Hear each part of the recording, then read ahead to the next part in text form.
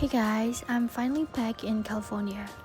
အဲ့နေ့ကျောင်းလိုက်သွားရပေါ့နော်။အတန်းနေရာတော့တခုမှမစသေးဘူးပေါ့နော်။အဲ့တော့ winter တန်းတွေမယူထားတဲ့သူတွေအတွက်ကတော့ကျောင်းပြန်မဖွင့်သေးပါဘူး။ရောက်ချင်းကျောင်းလိုက်သွားပေမဲ့အဲ့နေ့ကလည်းဖြစ်ရှင်တော့ holiday ဆိုပြီးတော့ကျောင်းပိတ်ထားပါတယ်။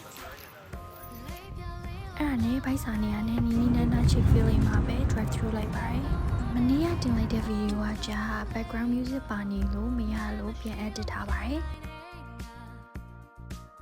အဲ့နဲ့အိမ်ရောက်တော့မနက်စာကိုကရင်ပေါ်မှာစားရင်းနဲ့Minecraft ဆော့လိုက်တယ်ပေါ့နော်ဝယ်လာတော့ menu အစ်စ်ပေါ့နော်အဲ့ဒါနဲ့ဒီ fries နဲ့ကို mukbang လုပ်ပြထားပါတယ်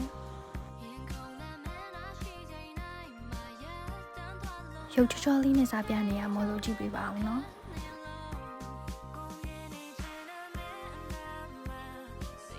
ဒီနေ့ကတော့ဒီလောက်ပါပဲတတား